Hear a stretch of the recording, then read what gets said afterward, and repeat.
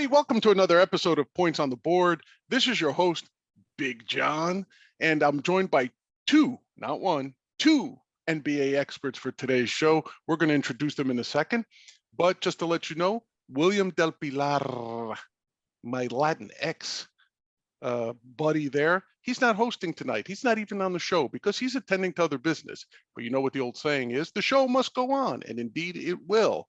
So right now, let me introduce to you our favorite NBA analyst, Mr. Dennis Velasco. Now, usually, William would give you a long list of his accomplishments, but here's the two you need to know. He's OG Sports Grumblings basketball editor from back in the day. What could be more important than that? Nothing, I say, nothing. But right now, he's running Basketball State of Mind. He's got a Substack. Go to basketballsom.substack.com. Sign up for the newsletter. You can't get much better when it comes to NBA wisdom than Mr. Dennis Velasco. Well, maybe, let me take that back, Dennis. Maybe you can get some wisdom, up and coming wisdom. What's stronger than genetics, yo? Holden Velasco is also joining us. He's Dennis's possibly eclipsing son. He's eclipsing the old man, I think, a little bit. And let me talk about Holden here, because I mean, you could understand his father being proud of him, but I'm proud of this kid too. I've known him for a while. He's a great kid. I shouldn't even say kid anymore. He's a great young man doing his thing, making his way in the journalism world. Let me just say that Holden is an editorial intern at Slam magazine this past spring. He's currently a contributing writer to SB Nation's Nets Daily, and he's the sports editor and webmaster of his college newspaper, The Night News. And he wanted me to say this. He is also, unfortunately, Dennis Velasco's son. Dennis, yeah, what's up? I think I got the looks. I mean, that's the What are only you talking thing. about? I got looks over him. No Besides way. that, I don't know. I'm your future son. I don't know. Dennis, to be determined. Dennis, what's up with this young pup, son? He's already ragging on the old man. What's going on, yo? You know what? We're from New York, man. You know how it is. You I know you're how always it is. ranking no matter what. That's all good. Got to stay tough. Got to stay tough when you're from the Big Apple, even if you're not there right now. That's true. That's true. What can you say? You got to carry that. You got to represent that toughness to the rest of the country, yo. But anyway, like I said, this is going to be an NBA show. We're going to focus on NBA free agency, the goings on, talk about some winners and losers. And like I said, I'm very fortunate. I've got two NBA experts here with me tonight. So let's start it off with probably the biggest news in the free agency period thus far, and that would be the trade of RudyGobert from the Jazz to the T-Wolves. Now, I'm gonna have to bring over my notes because this was a huge trade, fellas. So let me lay it out, and then I'm gonna let you guys talk about it. The Jazz sent Gobert to the T-Wolves. In return, they get Malik Beasley, Patrick Beverly, Jared Vanderbilt, having a tough time talking, Leandro Bolmaro, Walker Kessler, the number 22 pick in they got the number 22 pick in this draft that just passed. They also got unprotected first round picks in 23, 25, and 27. And they have a top 5 protected pick coming to them from Minnesota in 2029. That's not a typo, by the way. We're already talking 7 years out. They've already, so basically every odd year between now and 2029, the Jazz stand to get the T-Wolves first round pick. For RudyGobert, now guys, check me if I'm wrong here. Gobert's a great player, good player, but he's in nobody's top 5, is he, Dennis? No, and let me just say this first. The top story during this free agency period is KevinDurant requesting a trade from the Brooklyn Nets. We're going to get to that. But it hasn't happened. So right. The top story that actually happened would be the Gobert trade. And, I think Gobert, the reason why he costs that much is because he is a game changer. I mean, he's not my favorite player, but he's a game changer because he protects the rim. He can get rebounds. He alters shots. Was it too much? In my opinion, it was. But the good thing about this, being a Nets fan, is we sort of get an indicator of what Durant will be worth. But I'll throw it over to Holden. Holden, what do you think about how much the Minnesota Timberwolves gave up? So obviously, being a Nets fan, like you said, the first thing I thought is, oh, great, this drives up Durant's price point. But if you want to look at it like this, they essentially gave up 6 first rounders for him, right? You got the 3 unprotected and the top 5 protected. Then you have the Walker Kessler, who's 22 last year, or in the last draft. The year before that was Balmora, who was the 22nd pick, I believe, also as well, coincidentally. So in that case, you were basically giving up 6 first rounders for Gobert. And like you said, game changer. But the issue with him is he wasn't too much on offense. He was in the dunker position. He was there for the lobs. Now, obviously, he's beyond a game changer on the defensive end. He's probably the best interior defender we've had in the past decade, maybe even more so than that. So, you have that alongside Karl-Anthony Towns, who I'm sure we'll get into. But 6 first rounders for a fringe all-NBA player, I don't know if I would do it personally, especially because now you're throwing out Patrick Beverley, who gave his heart and soul to that team. Now, granted, the NBA is a business. Pat said it himself, and we know this. But I think the price point was too high on Gobert that they gave up. Yeah, I mean, I was going to say, it's interesting because when I looked at it, I said, okay, even if you're if you're a Minnesota fan and you're drooling at the prospect of putting Gobert at center, moving Towns out to forward spot, and he's a good three-point shooter, right? He's a good shooter, Towns. So now you have a different dynamic, right? You have 2 big guys on defense, but the price, I mean, we could pick out good players if we don't have to worry about price, right? But that always has to factor into it. And I kind of liken this to the Browns signing Deshaun Watson for $230 million, all of it guaranteed, right? And so now not only are you on the line, but like you guys also kind of alluded to with the Nets, every other team in the NBA must be going like, what the hell did you guys just do? You just if this guy's a fringe top 10 player in the NBA, what are the top 10 players going to demand from us now? Like, we can't even get rid of them because who's going to pay this sort of bounty? Like, do you guys think this is a one-off, or do you think this is just a sign of things to come? Because like you said, if the Nets said, okay, we're willing to move Durant, but hey, we want 8 first round picks and we want your top 5 players coming off on your team right now for Durant. Is that unreasonable? Or is the rest of the league just going to say, hey, we got to draw a line in the sand somewhere? And this was obviously nuts. I mean, I don't know. What do you think, Dennis? well, I mean, it's not really a one-off. And when you look at what the Oklahoma City Thunder got for trading Paul George just a couple of years ago, it was a lot, ton of draft picks. You know what I mean? But Durant, you're not going to trade him for the 5 starters. It's sort of like Kobe Bryant. There was a chance for him, like during his free agency, where he could have gone to the Bulls, right? But the trade was too much. Where if the Bulls did trade for Kobe Bryant, they'd be giving up a ton. Right. And Kobe Bryant was like, no, I don't want to go there. Not for that trade, because if I go there, I'm not going to contend because all those pieces are being traded away. And I think that's going to be the same thing with Durant. He's not going to want to go somewhere. Not that it's up to him because he's on the contract for 4 years, but he's not going to want to go to a team where you're stripping core players that can contend. Yeah, and Holden, Gobert's 30, right? So how does that play into it? Did they overpay for a guy who's, is he still on the up, or is he starting to plateau and start facing down the roller coaster there? Well, I think at this point, age isn't too much of a factor because his play hasn't really decreased over the few seasons. But what I think is interesting is Cat has been playing the 4 this past season with Vanderbilt, playing that 5, both on offense and defense. So now you put in Gobert in that dunker spot at the 5 instead of Vanderbilt. Obviously, a humongous upgrade.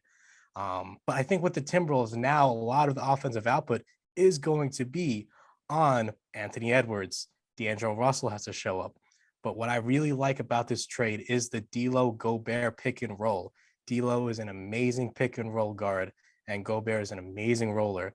So I think we will see a lot more action of that with possibly a 3-and-D wing in the corner or Anthony Edwards in the corner with the pick and roll going that way, Gobert rolling down and seeing what D'Lo can create. Yeah, I think what's cool is like you mentioned, the pick and roll with D'Lo. If D'Lo does that with Karl Anthony Towns, now you also have a pick and pop. The thing with Karl Anthony Towns, he can't pick and roll and he can pick and pop. Gobert is a little more limited, obviously.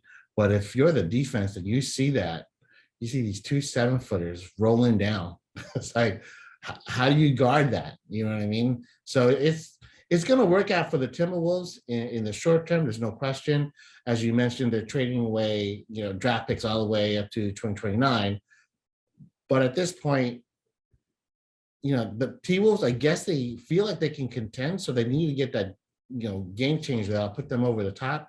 But when you're playing in the Golden State Warriors conference, I don't know. It's going to be rough. I was going to say, you make a move like this, you expect to win it all, right? You don't make this type of move just to make the playoffs, right? You make this type of move to get the trophy, to get the brass ring, right? And I mean, I just heard from you, Dennis, you don't think so. What about you, Holden? Is this a move that gets them a trophy next year, this upcoming season? Well, first I want to say, with the picks of, oh, they're not going to be valuable. Look how good they're going to be. We said that about the Nets when we traded into Houston. Now look, we're crumbling, and who knows what's going to happen. But the value of the picks, there's a lot that can change in 3 years. But I don't think this wins them a championship. I'm going to be honest. Unless they add much more depth, I don't really see it happening. Yeah, right. You take away Malik Beasley, he's like a 20-point scorer right there. You know what I mean? You're taking away Patrick Beverly, big time culture guy, right. And that can make a difference for a team. So, the Timberwolves trading all that. And I remember when they won the first round in the playoffs, they were celebrating like they won the championship.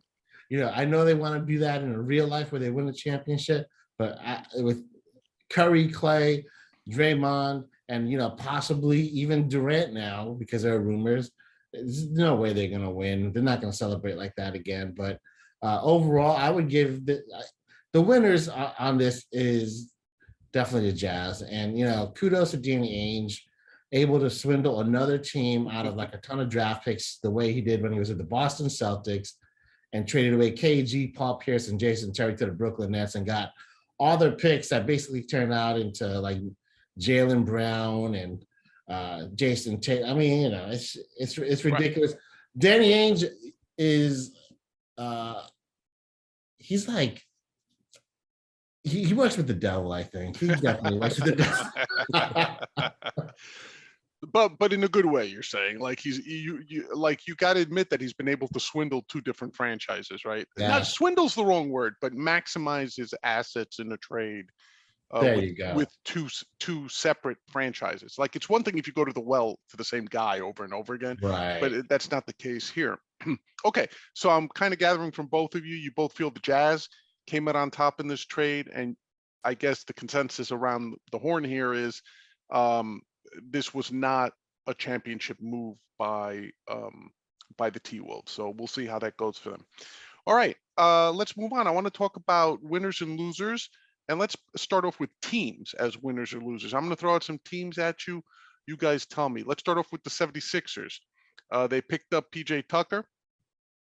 They reworked Harden's contract to free up some room. And they picked up Daniel House.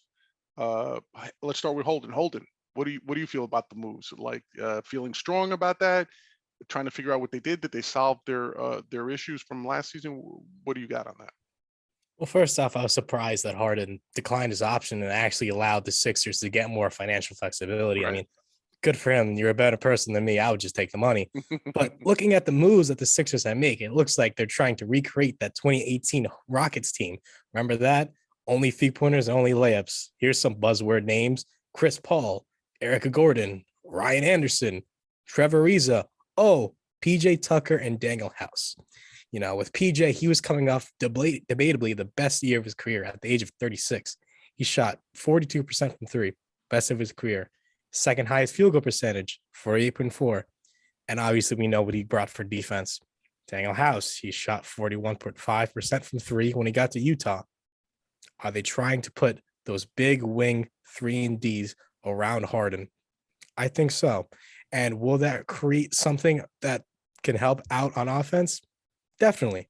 But a lot of that contingents on what James Harden are we going to get? Are we going to get the one who couldn't blow by his defenders last season, who struggled to finish at the rim? If so, I don't think it matters.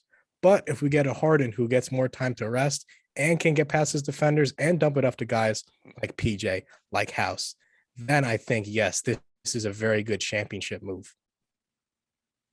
Yeah, I think it's a strong move too. And for all the reasons that Holden laid out, I think getting PJ Tucker is a big deal. He's really old, but again, like I mentioned, Patrick Beverley, he's a big time culture guy, and he's won a chip already with the Bucks. His defense on KevinDurant, it might have been overstated on how great it was, but it made a difference, obviously. And sometimes perception is all you need, because you can psych out the opponent and whatnot. And, right. I think PJ Tucker, especially at his advanced age, which is funny to say, but his advanced NBA age, he's still able to do other things that you would want him to do, what you're paying him to do. And Daniel House, like Holden said, is just a good shooter. Because, with someone like James Harden, he's not always taking the hole, but whenever he takes it to the hole, he'll find the open guy, So to have just more shooters around him is great. But I think this is also going to make Joel Embiid's life a lot easier too, where he does, even on defense, where he doesn't always have to go for every rebound, because Tucker will, do some fighting there as well. So I think it's a strong move. I think it does move the Sixers up a level. If, like Holden says, James Harden comes in, in shape, dedicated, and focused. Well, do you think it's a good sign that he did decide he did go for the team friendly renegotiation there? So if I'm a Philly fan right now, does that make me feel a little bit better that we might get sort of the Harden of old? Now, William isn't here tonight, and one of his favorite things, Dennis, is ragging on James Harden not being a champion, not having the heart of a champion, not having the dedication of a champion. Do you think that this willingness of Harden to take a contract that he, like you said, he could have just gone for the money grab, like Holden said, if you're a Philly fan, is that something that you're like, hey, man, this gives me a little bit of encouragement here? I think this might be a good sign heading into 22-23. Yeah, I think it's a great sign, because if he's not taking the money and he's reworking his contract, for multiple years, and he's taking less than what he could actually make, to me, that's saying that he wants to win a chip. So not only financially, if you want to win a chip, you're not just thinking about that aspect, you're thinking about the physical aspect. Right. So it's like, damn, I'm getting older. I want to win a chip. I'm going to come in shape, and, I always mention this, as a Nets fan, that pisses me off. So that means it's a great thing for Philadelphia 76ers fans. You're right. And that East is going to be a good, interesting to watch in this upcoming season, because the next team we're going to talk about is a winner in free agency, the Celtics. Now, it's not necessarily that they made a ton of moves, but what's interesting about them is they kept the pieces that went. They largely kept all the pieces that took them to the finals against the Warriors, and they added Malcolm Brogdon. Malcolm Brogdon. Yeah.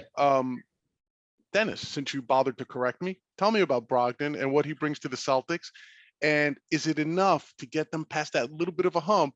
Now, when we talked about the finals, we said, look, this is a good experience, believe it or not, that they got to the finals and lost for these young Celtics, because they're going to learn from it. They're going to be mentally tougher because of it. They know what it takes to get the trophy. So, like, Brogdon plus the experience, what are we looking at with the Celtics? I love Malcolm Brogdon. I thought that when I saw that he signed with the Boston Celtics, I was like, damn, because it will make them better. There's no question about it. Right. Brogdon is just like basketball IQ is like at a high level, able to score, take it to the rim and shoot it from the outside. He can pass the ball, great defense. I mean, it's just perfect, you know. Now I just wonder who's gonna start. You know, is it gonna be him or is it gonna be Marcus Smart? Is it gonna be both of them? And you slide Jaylen Brown to the 3. But I just think overall the addition of like Malcolm Brogdon just kicks ass. Alden, how do you feel?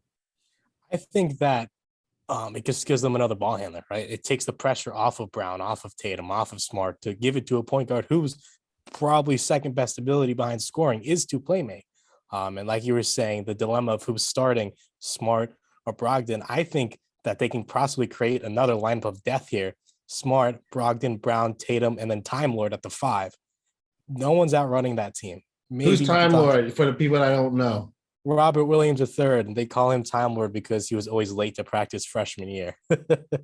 Freshman year of the NBA. Said that like he was in high school. But I think the biggest loss in this trade is going to be the first rounder because it's always going to be maybe, but the most definite biggest loss is going to be Daniel Tice, who I call Foul Lord because I feel like he fouls out of every single game he plays, but he was replaced easily by Danilo Gallinari.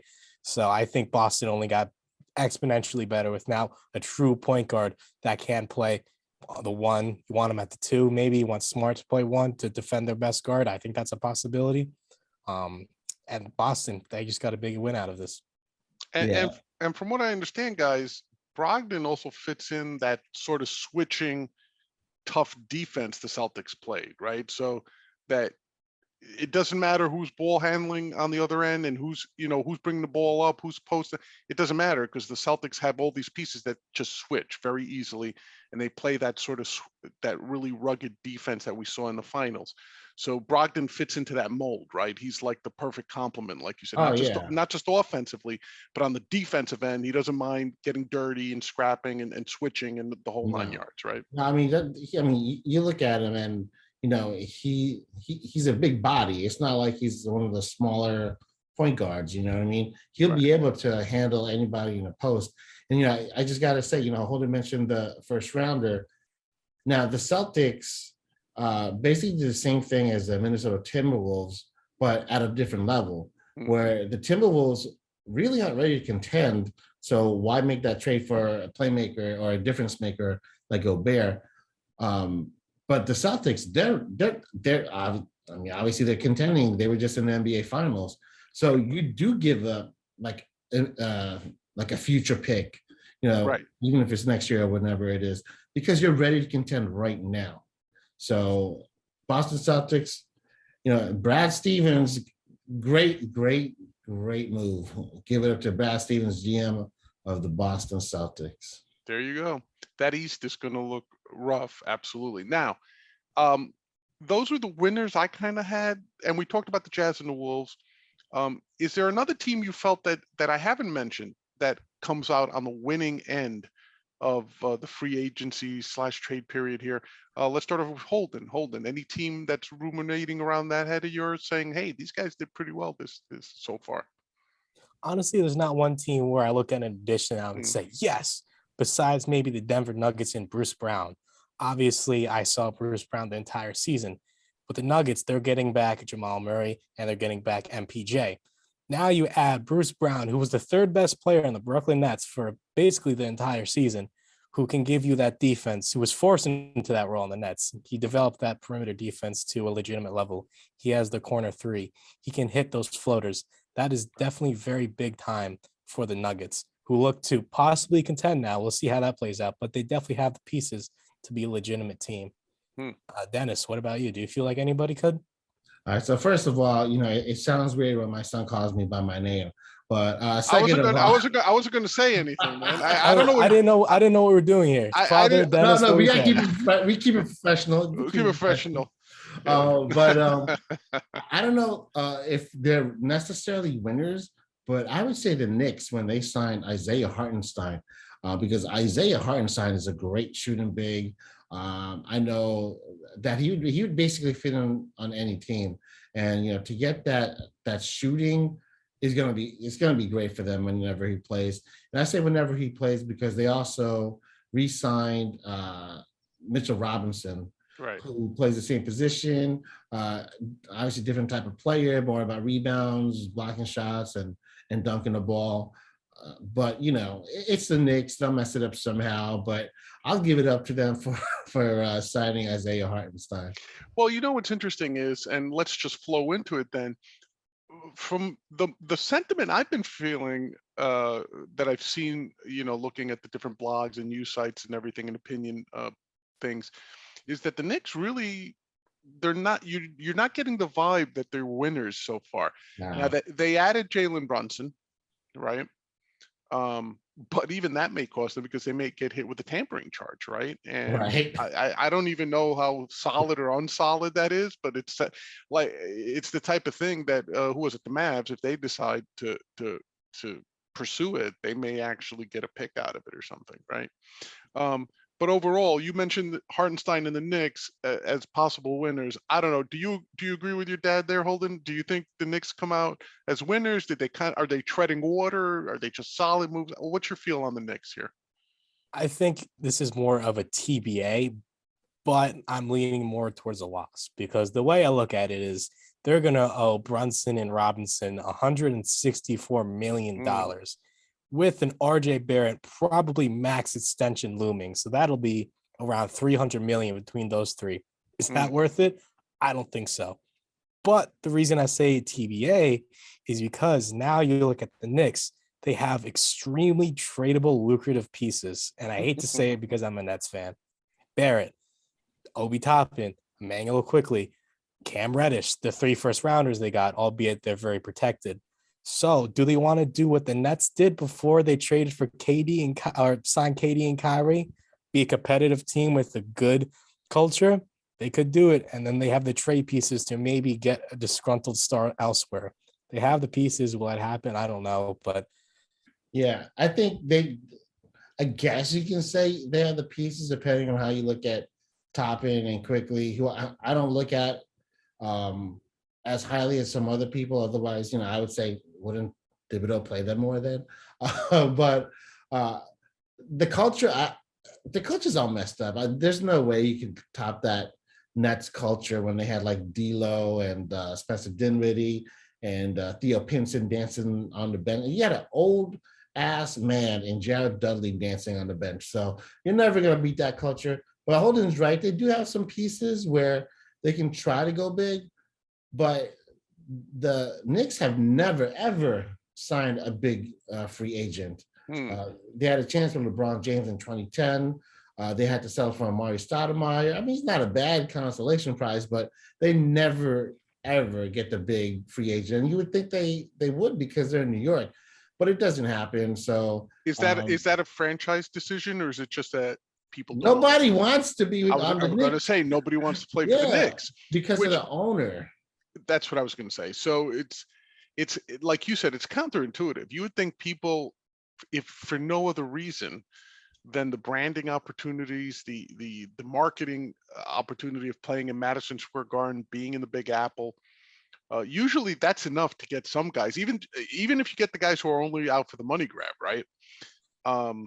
But for whatever reason, like you said, it's been a while. Like who was it? Marcus Camby, Statham. Like I'm searching the cobwebs of whatever's left in here to figure out the last one they had, right? But to your point, I guess they just have this horrible rep. Nobody wants to play for them, except for Jalen Brunson, who this was definitely a money play. Holden, do you think they overpaid for him?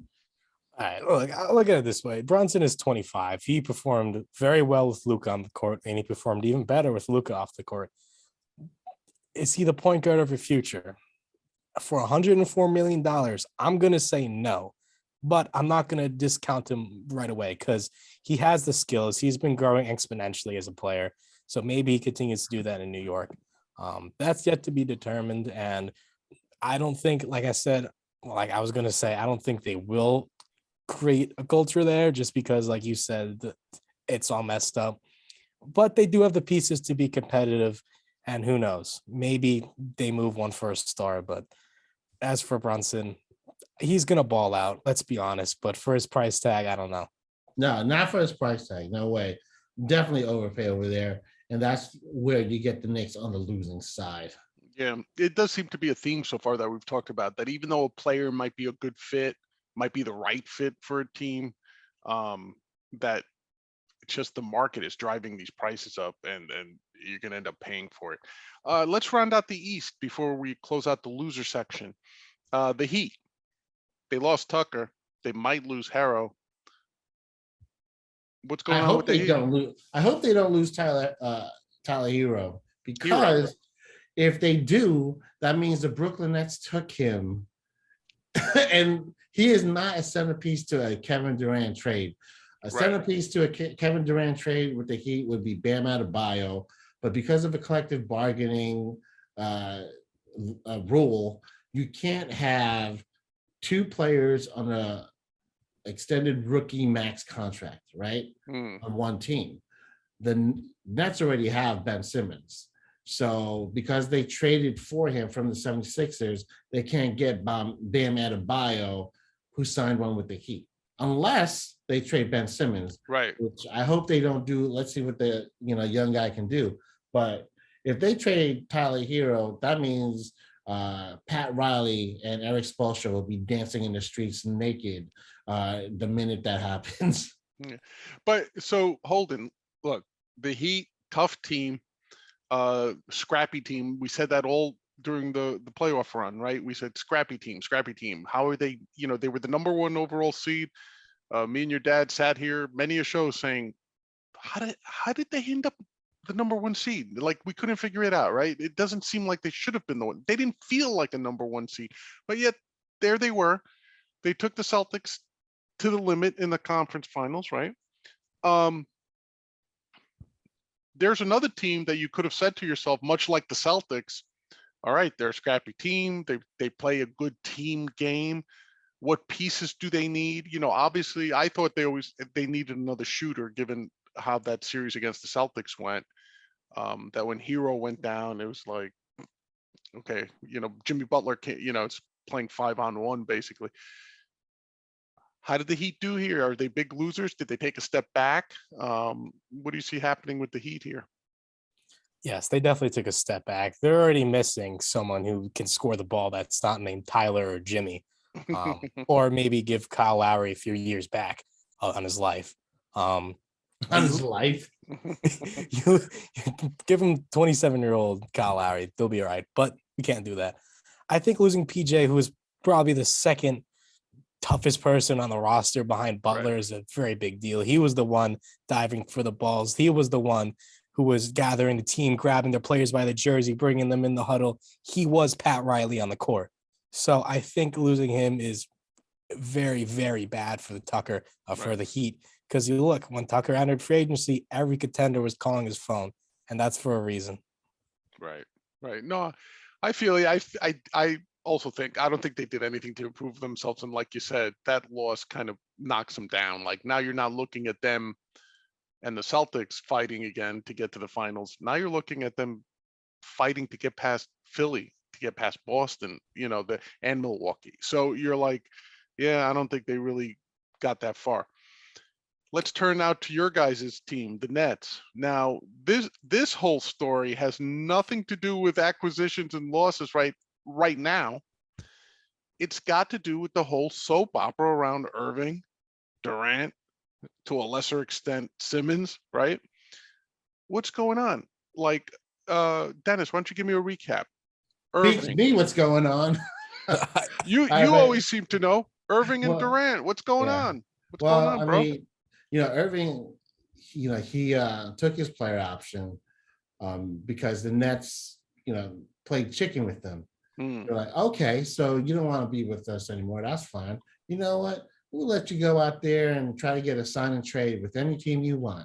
Right. Only one team wanted him, and that was the Los Angeles Lakers. But Irving didn't do it because if it would. The Nets would have to take Westbrook back, right? No. Yeah, they would have to take Westbrook back, and the Nets were not going to do that. Right, exactly. So Kyrie Irving lost that one. So it's like, you know what? I'm just going to take my player option just so I can get a guaranteed $30 million, as opposed to making only $6 million with the Los Angeles Lakers. If the Nets just said, "Oh yeah, forget it. We're just gonna let you go." Right. As far as Kevin Durant goes, who knows? I will say this: I love Kevin Durant as a player. He's always been one of my favorite players. But with this whole situation, he definitely takes. Not that he would ever care, but he takes a hit and he goes down like 2 or 3 rungs on the ladder because it just shows me that he's just not a leader. You know what I mean? Well, right. His legacy, not as an athlete, not as a performance on the court, but to your point, that legacy of like, are they all just spoiled brats at this point? Is there no one willing to say, I'm the alpha male on this team and I'm going to take this team to the next level? Like how many of those guys are left in the NBA? It's Jimmy Butler. Yeah, very few, and that's what I'm trying to get at. You would think that Durant might have been one of those guys, right? But obviously, no. Now, is there, Holden? Is there? You cover the net. Is there any chance this is some sort of? I don't even know how to describe it in a positive way for Durant because he's still got 4 years on his contract. So it's not. This is a negotiation move. It's not a salary move. I don't think. Like, is there any positive way to spin what we're hearing about Durant? No. No. Okay. No, honestly, it's just pure frustration at this point from Kevin. Right. And I really don't blame him. The front office has failed to put a team around him. Players have failed to stay healthy. I'm looking at you, James Harden and Kyrie Irving. It just has not worked out. So I don't blame him for his frustration. Reports have come out that he told Joey Asai, our owner, to his face, "Oh, I'm leaving. I want to trade." Joey did not tell Sean Marks, a general manager, and Sean Marks made a trade, the Royce O'Neal trade, thinking Kevin Durant was still on the roster. So the communication in the front office has not been there. And that is obviously frustrating for someone who sees it every day. So from that standpoint, I don't blame Kevin. But as Dennis was saying, I tried to ignore all the people saying, Cupcake, he's not a leader. But I think this, to me, if it goes through, proves that he's just not a leader because all he has to do now is wait. We have Ben Simmons, we have Kyrie, Joe Harris is coming back. Granted, we lost Bruce Brown, but for the most part, our team's the same. We're getting Claxton. We got Royce O'Neal. We got TJ Warren, who was a great player. We have pieces, but his patience is worn out. And I mean, good for him for chasing what's good for him in his basketball career, but I can't look at him the same way. No way. I mean, you look and see when he left OKC, what happened? They made it to the Western Conference Finals and they lost to the Golden State Warriors. What does he do when he's a free agent next year? He joins the Golden State Warriors. Okay, I can overlook that. I can understand. You want to get a ring. All right, fine. But then he gets 2 rings. Then they make it to the NBA Finals, his final season with the Warriors. And, unfortunately, he was hurt, And then he got a little poison in his ear from Kyrie Irving during the offseason. Oh, we should join together. And he's like, yeah, you know what? Let's join together and win the chip in Brooklyn. And they actually signed him to a huge contract knowing that he wouldn't play the first year, which he didn't. Thanks for the gratitude, KD. You know what I'm saying? It's so, look, when he's healthy, he'll play. I believe that if they don't trade him, and the season started, I think KD would play with the Nets. Right. But this just like puts a sour taste in my mouth where he feels like he needs to win, right? Everybody feels that way. Right. But it's sort of cheap because like, where does he want to go now? He wants to go back to the Suns or the Warriors would probably be the or actually his preference is the Heat and the Suns, right? Both of them contenders. The Suns in particular, number 1 contender. Right. So it's just like, I don't think he can deal with adversity like that. You know what I mean? He's not tough. Hey, all I know is that back in the day, if someone had, could you ever imagine somebody like, say, Pippen walking up to Barkley and saying, "Hey man, I'm tired of Jordan. Why don't the 2 of us hook up and go to New York, team up with Pat Ewing and we'll win the championship that way?" I'm sure Barkley would have punched him in his mouth. There wouldn't be any like, yeah, let's do it. Let's pick a team to go to. And I mean that not just Barkley, by the way. Any of those guys. Jordan would never agree to that. Forget about it. Like who? Robinson, David Robinson, Pat Ewing, John Starks, any of those guys. Isaiah Thomas. Are you kidding me? Any of those Detroit guys. None of those guys would sit in the offseason, sit around the barbershop or whatever that HBO show is, and start jawing about where they could win a ring together and start manipulating it so they end up on the same team. Now, you might say look, is it illegal? Is it no?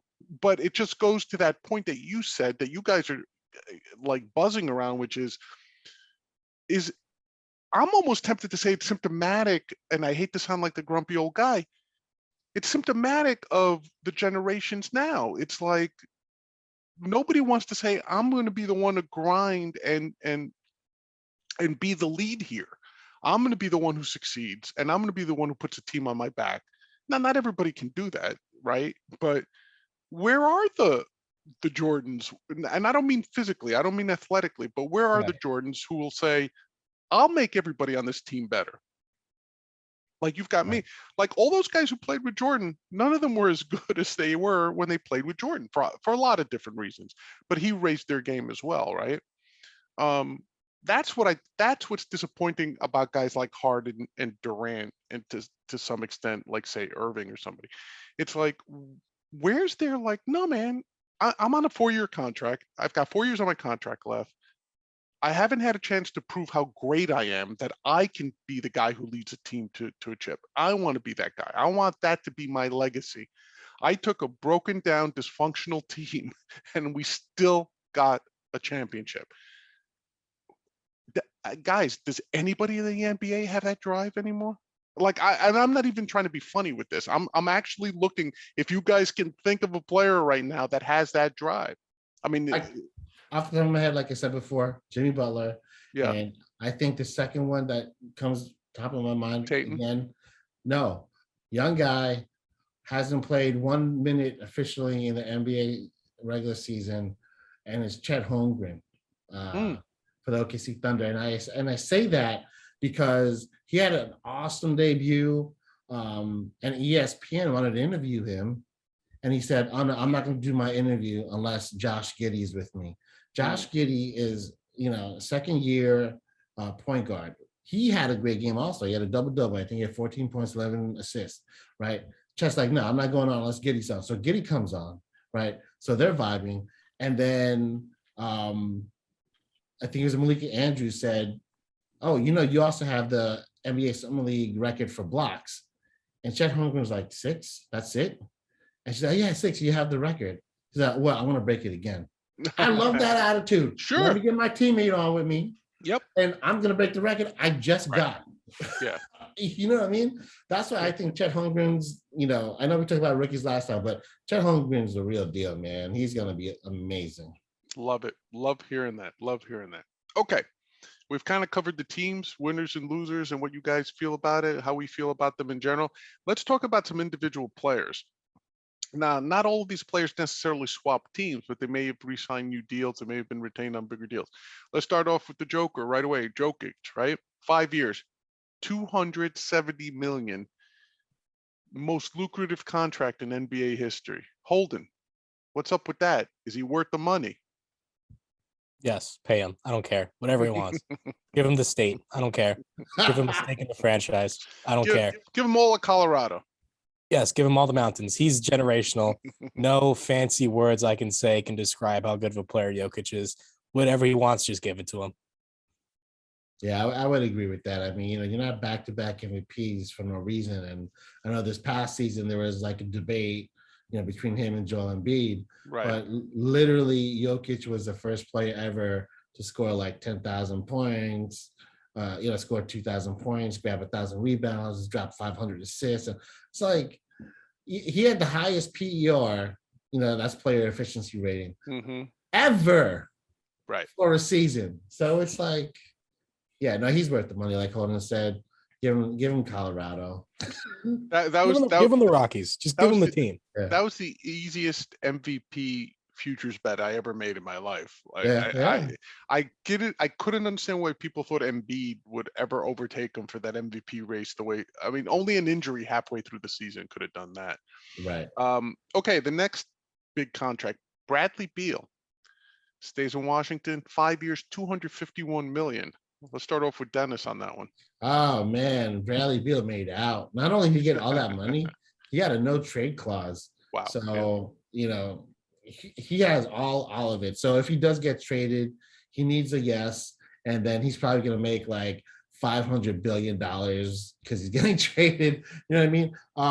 Here's the thing though that I don't get. Like, Bradley Beal talks about wanting to win and all that. He's not doing it in Washington, and now he's put himself there for 5 years. And part of me wants to be like, man, well, what's wrong with you? But the other part was like, hey, I love the loyalty. You know what I mean? And you don't see that a lot. And we were talking about players that'll bring other players and make them better. I think Bradley Beal wants to do that. I don't think he's really capable of doing that. Right. But at least he's trying, and I give him props for that. Yeah, I agree with you. But Holden, 251 million. I mean, there is it's always this fine line. You want to keep your good players, but if you pay them too much, it hampers your ability to get them complementary pieces. So, as hokey as it sounds, there is a little bit that you need to keep as sort of like as a player. You might want to accept a little bit less, only because it's self-serving in the sense that if you really want to get an MVP, if you really want to get a trophy, you need those complementary pieces.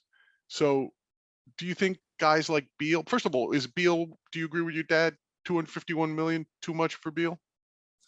I think that it may be too much, but if you're the Wizards, if he leaves, you don't have anything else. You don't have the pieces to build around him. You would have a hard restart. So you almost are obligated to give the money to Beal. And from Beal's perspective, the first thing I thought of was, I'm doing this for my kids.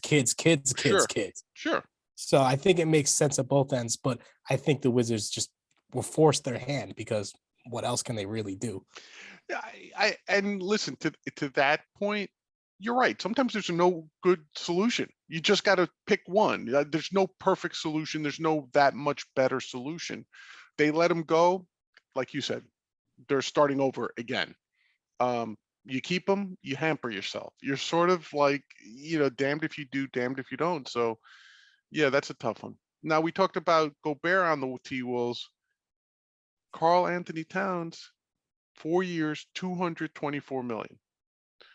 So think of the money that's tied up between Gobert and what's that, like close to $500 million, if not more, between Towns and Gobert, but specifically the Towns. Holden, so 4 years, 224. Give me your thoughts. He's a perennial All-NBA player at this point. He can do it all. He can shoot, he can dribble, he can play defense, he can everything. He's homegrown, he didn't sign here from somewhere else. Rebound, could pass. I mean, he's worth the money. And if you do think you're contending now, which it appears that the Timberwolves do, then you have to pay him, considering he is the best player on your team. Yeah, it's like it was a no-brainer. But there is going to be like a ton of money, not even just with Gobert and Karl Anthony Towns, but D'Lo's making like $31 million also. So that's you're cash strapped. They're lucky that Anthony Edwards is only like going to be a third-year player, but he's going to be up for his rookie max too, and he's earned that easily. So maybe it's good they're not getting future first-round picks because they won't be able to afford them. They won't be able to afford to pay them. They got to get by with scrubs and fill out the roster. Yeah. All right, next one on the list, Devin Booker, almost the exact same deal as Towns, 4 years, 224 million. Yeah, they came in at the same time, so that only makes sense. Both of them have performed really well, and the reason why they're able to get this much money is because the way that these max contracts work is if you make an All-NBA team, if you're like an MVP, so same thing with Jokic. But Devin Booker, a a lot of people say that the next Kobe, if there is a next Kobe, is Devin Booker. So, You being a you know, selfish guy who won't pass the ball? no, what are you Oh, talking about? sorry. Kobe No Kobe Bryant slander averaged here. almost 6 assists a game. Granted, he had to because 5 defenders were on him, but Not the but way no, Shaq Devin, tells it. Not the way Shaq tells it. oh, how does Shaq tell it? No, I'm kidding. We talked about that last time. But Devin Booker, he's a great player. Is he worth that much? No, no player's worth that much unless you're LeBron James or Michael Jordan. But in today's climate, yeah, he was worth it. And thank goodness he broke up with not Kardashian, but Kylie Jenner, Kendall Jenner. Yeah, Yeah. So let's get the curse off, and maybe the Suns can actually win the NBA Finals. There you go. John Morant, 5 years, 193 million. Who wants to take that one? Holden, you like that one? yes. Young superstar, face of the franchise. But I'm throwing in a but here, and this is going to be somewhat surprising for people. I have one big thing that I'm very concerned about for John Morant. You see the Derrick Rose comparisons all the time. What does he do that is very similar to Derrick Rose that scares me? The way he lands off of dunks, the way he lands off of layups. I'm going to get into this when we talk about another player signing an extension, but he lands so violently that every time he lands, it's on that 1 foot, and I'm scared. I think he's one bad landing away from a Derrick Rose-esque injury where he's not the same player. And I hate to say it because I don't want to be right with this, but I think he is one very bad landing away, which this contract could be ending up very bad.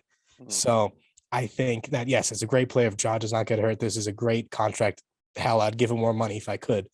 But just his play style, it concerns me. Yeah, well, I would agree with that. That's definitely a concern. And, the Derrick Rose comparisons does go all the way through, like, even landing on the 1 foot. I'm always scared for players that are athletically based, in terms of like long-term contracts. I have no problem with KD getting it because he's not athletically based at all. But John Morant, the way he goes up, even it's kind of the Allen Iverson comparisons too. But John Morant, he doesn't have that outside shot like Iverson did, and Iverson shot like 40% from the outside, which is horrible. But he was always able to get the shot up and draw defenders and Right. pass the ball. I think the second best thing about John Morant after his dunks is his floater.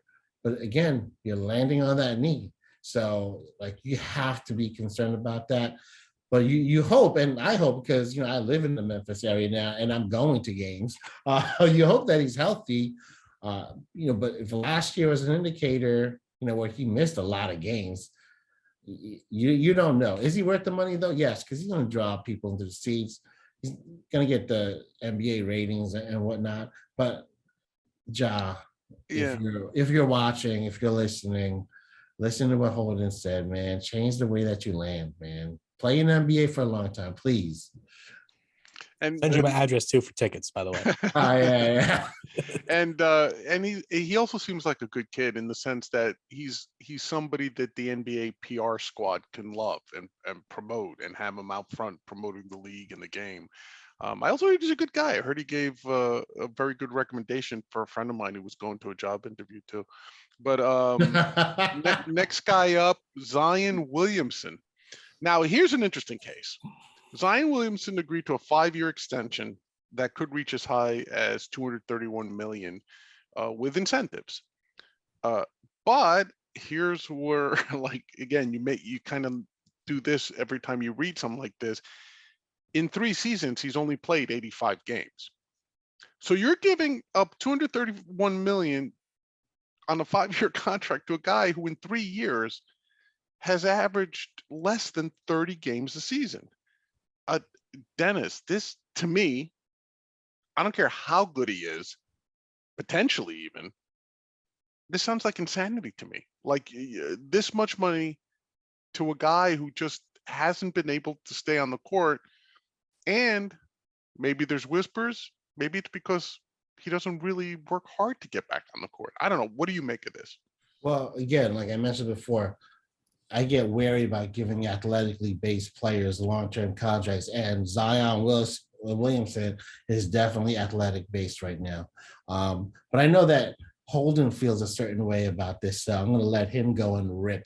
And before Holden rips, let me make sure. When you say athletically based, you mean that their entire game is predicated on just being a better athlete than their opponent. It's not that they're students of the game, that they've mastered moves or counter moves or anything like that, right? You're just saying like, hey, I can run faster, jump higher, and I'm stronger than you. That's what my game is based on right now. And you're saying that type of player, Right. you don't guarantee a long-term contract. Well, predominantly, because Ja Morant is one of the most skilled players in the NBA. He definitely has counters. He definitely knows how to dribble, a great skill set.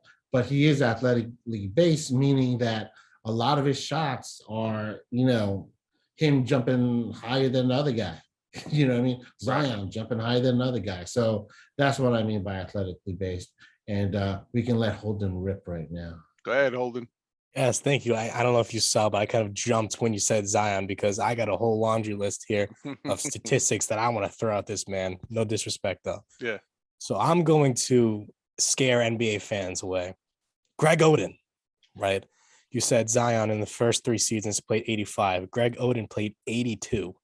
So that's not too far off. But here's the big difference. In those first 3 seasons, player A, Zion Williamson, 26 points per game, 7 rebounds, 60%. Greg Oden, not even 10, 7.3, 60. So the comparison play-wise on the court, it's not even close. Zion's the better player. But the injury is the concern. He had the knee injury when he was in Duke back in 2019 when his shoe burst, the torn meniscus that caused him to miss nearly his entire rookie year, the broken foot that kept him out this whole year, right? I think it comes down to a matter of injury prone versus durability. Injury prone, in my opinion, is where you put yourself in a situation where you have a higher chance of being injured. Like I was just saying, the Rose, the Morants, those violent landings that Zion is even worse at because he has so much more mass coming down when he lands. Right. Then it becomes a question of durability. Usually you can kind of tell it out, but he just turned 22 today. Today is his birthday. July 6th is his birthday. He just turned 22. He had 3 very serious injuries. So his durability is not going to be all there. Now you're telling me you want to sign him for $230 million up to? I don't know about that. We know the player he is on the court, but he's not proved to me as a GM that he's worth that money because he cannot stay at that point. And again, he is only 22 and we've had all of these injuries already. If he was 27, 28, that's a little different, but he's just turned 22. Yeah, and generally speaking, and I mean, you guys would probably know a lot more than I do, but generally speaking, if a player at that early in his career is getting injured every season, I don't think it gets better as you get older. It's not like something you grow out of. It's not something that you get coached out of or anything like that. It's just, like you said, whether it's a violent style of playing, whether it's like his body can't stand up to the strain, to the freakish athleticism he has, that's also something. It's very rare. Like the only athlete I could think of who was constantly injured off the top of my head, I'd have to look at someone like Frank Gore, like in football. Like he came out of college with 2 busted knees. He got hurt in the NFL. And then after his rookie year, he lasted as long as he did. And he's going to be in the Hall of Fame. He's the only guy I could think of that was constantly injured in college and initially in the NFL and then turned it around for whatever reason, whether it was luck, training, whatever.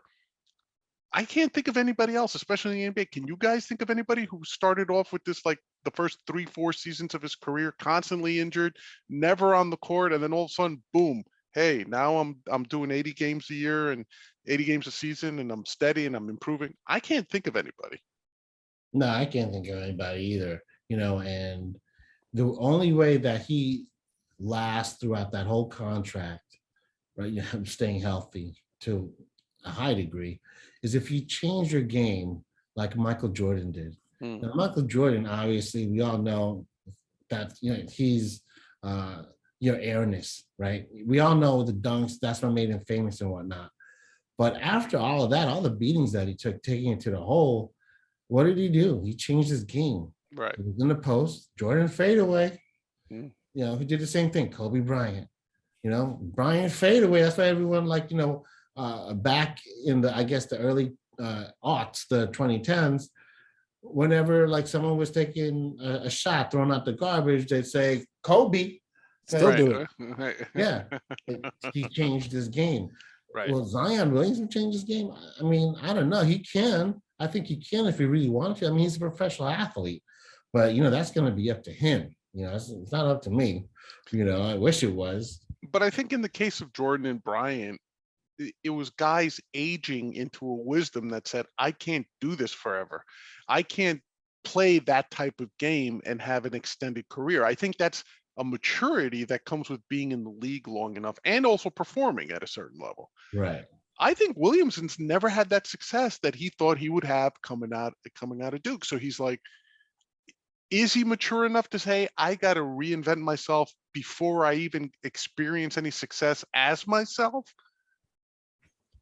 Look, to be fair to him, that's a tough ask for anybody to say, like, hey, I'm a banker.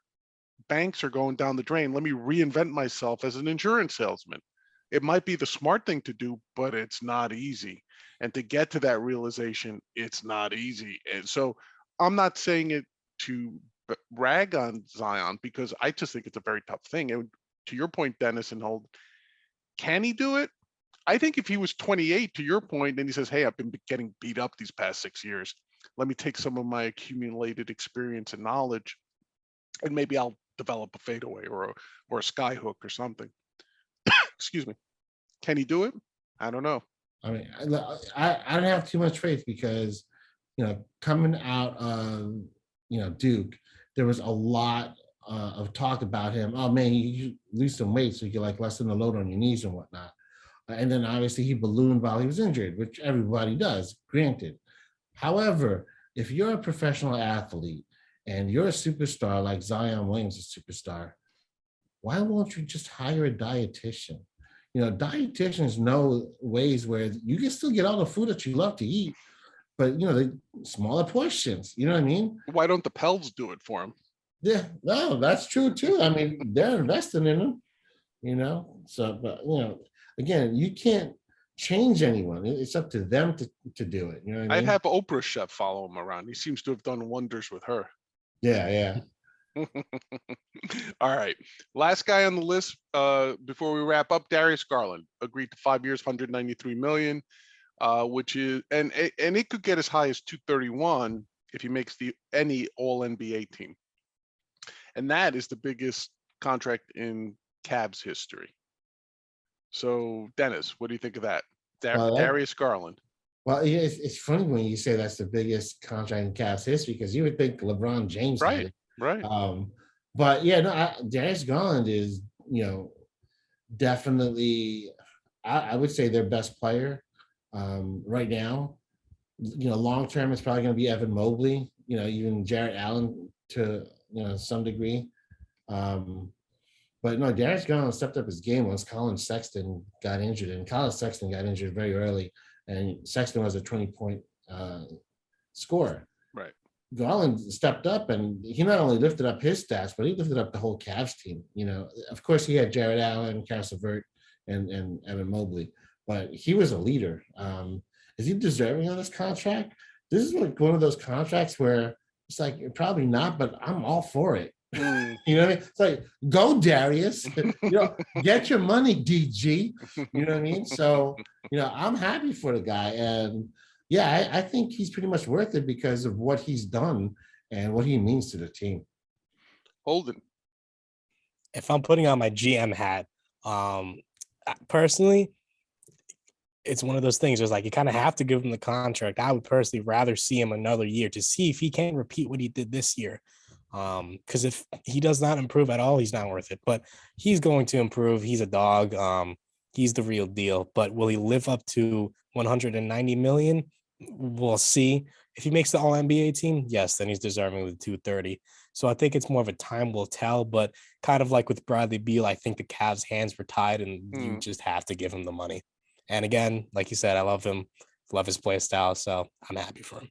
Yeah, All and right. I just gotta say, like a lot of people like Darius Garland coming out of college is like one of the best college players, and he's not a number 4 pick for nothing. You know what I mean? He had Chris Paul comparisons coming out of college. And is he gonna be Chris Paul? No one's ever gonna be Chris Paul, but Darius Garland, like I would say he's like a CP3 light, you know, he's like a CP 1.5. You know what I mean? All right. So it sounds like you guys are on board with that Darius Garland signing. So, okay, great. Listen, it's wrap up time. I had a great time talking NBA free agency period right now with possibly the first father-son team in podcast history. So very happy to be part of that. I hope you guys enjoyed yourselves. Remember, join us again next week for the next episode of the Brady Bunch right here on sportsgrumblings.com. Actually, we're talking about points on the board, of course. Ha ha. Don't worry about my bad sense of humor here. But sportsgrumblings.com, check out all our podcasts on the site. But until next time, this has been Big John for DV and Holden Velasco. Don't forget, check out Dennis Velasco, basketball, SOM at substack.com. And Holden, you can catch him covering the Nets for Nets Daily over at SB Nation. Until next time, peace.